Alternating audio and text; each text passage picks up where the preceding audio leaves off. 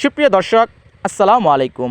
এই মুহূর্তে অবস্থান করছি ময়মনসিংহ জেলার বালুকা উপজেলার পাড়াগাঁও গ্রামে। গরু লালন পালনে কখনো লস হয় না যদি আপনি সঠিকভাবে লালন পালন করতে পারেন। বর্তমান অবস্থায় গৃহখাদ্যের দাম অনেকটাই বেশি। এমন অবস্থায় খামার করে টিকে থাকতে হলে প্রথমে ঘাস চাষ করতে হবে, খামারে নিজের সময় দিতে হবে, পরিবারের সবার সম্মিলিত চেষ্টায় সুন্দরভাবে খামার পরিচালনা করতে হবে। তাহলে আপনি লাভবান হতে পারবেন।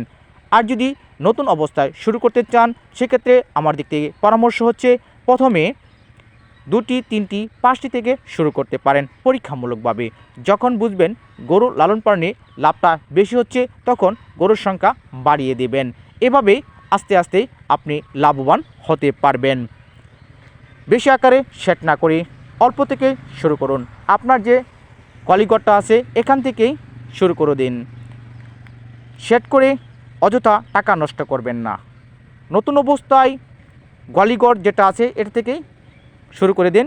এভাবেই আস্তে আস্তে আপনারা লাভবান হতে পারবেন। ঘাস চাষ করুন, গরু পালন করা শুরু করুন। হুট করে গরু কিনে লসের সম্মুখীন হতে পারেন। জানবেন, বুঝবেন, তারপর গরু কিনবেন। আস্তে আস্তে আপনি লাভবান হতে পারবেন।